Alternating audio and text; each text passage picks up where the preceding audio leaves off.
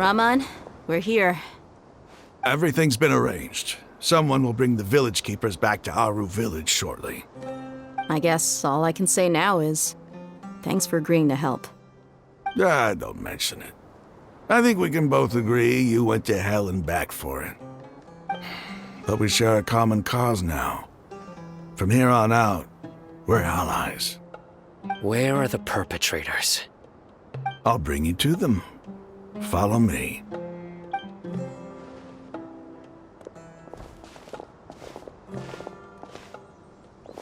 So these are the people who kidnapped the village keepers.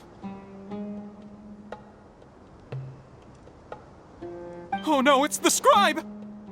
There's no need to yell. No one can help you now. We've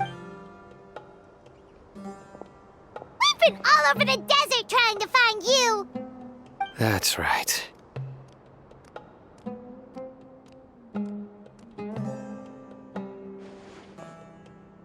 General Mahamatra? No, no! Make it quick, please! Swift and painless! Whoa.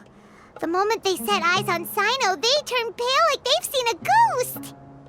You should have known that I would be coming for you. Wait, we were just following orders! You know what I'm talking about, right? There's no way we could have done all this by ourselves! No, not Sino! He's gonna tear us limb from limb! I could do worse. Please have mercy! Start talking. Otherwise, I'll have to resort to other methods. So, your superiors have kept you quite busy recently. Why? What are... They, wanted to extract canned knowledge. Don't play dumb. You know what I'm really asking. They extract divine canned knowledge. Then what? I really don't know how to explain it. Well, you better start talking or you'll be sorry! You don't want to make things any more difficult for yourself, do ya? Be my guest.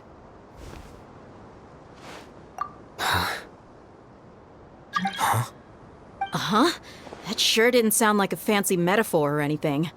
You're serious, aren't you? How did you know? There's no use hiding it now.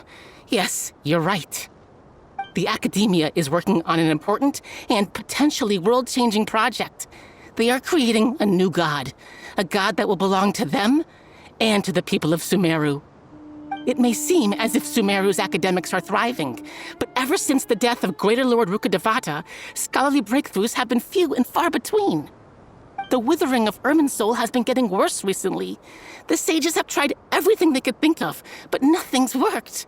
I'm always hearing them say things like, if only Greater Lord Rukkhadevata was still with us. Continue.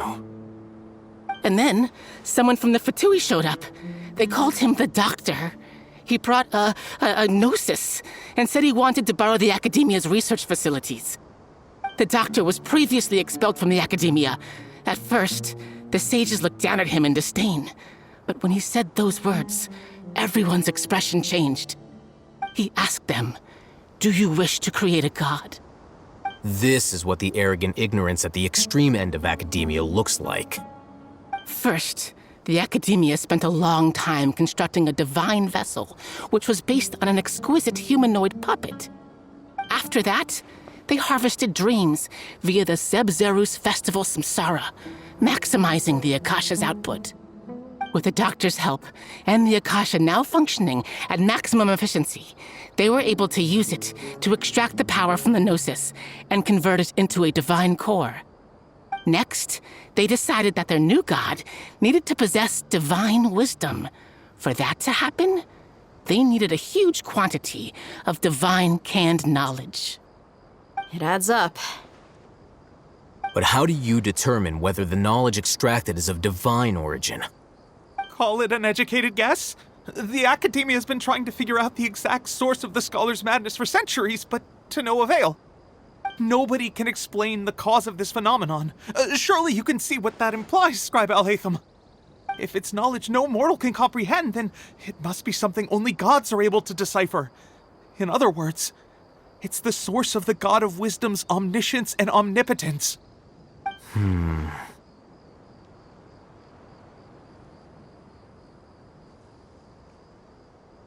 You must have noticed by now. The Academia doesn't care about who their god is. It's the ability to exercise control over knowledge and wisdom that matters. It is as if they are cursed with a desire for omniscience and omnipotence that burns in their blood. Some organisms demonstrate phototaxis, and thus orient their entire lives in respect to sources of light. For the sages, their only source of hope is the existence of a deity who embodies the acme of wisdom. This is but a form of phototaxis. For many scholars, the absence of a god of wisdom means stumbling in the darkness for the duration of their lives. Then what does Lesser Lord Kusanali mean to you? Is she not a true god present in this world? If you already have a new god, why try to create another one? From the beginning, the Academia has never treated her as a god. When the Academia first discovered Lesser Lord Kusanali, the newborn god of wisdom, the sages hoped that she would be as wise as Greater Lord Rukkhadevata. But upon evaluation, they found that at the time she possessed no more intelligence than any ordinary human child. The sages never had a ruder awakening. This forced them to accept that Greater Lord Rukkhadevata had indeed passed away. Not to mention that Lesser Lord Kusanali's gnosis had been used to power the Akasha this entire time. By herself, she has neither an Archon's raw power, nor the spectacular insight expected of a god of wisdom. Slowly but surely, people began to forget about her existence. So, this is the path the sages have chosen.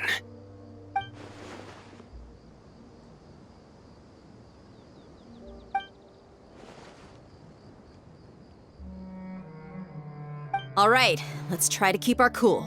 If everyone's in a bad mood, then let's change up our scenery. Raman, give me a few men to help us escort the village keepers back to the village. And these two scholars, they're coming too.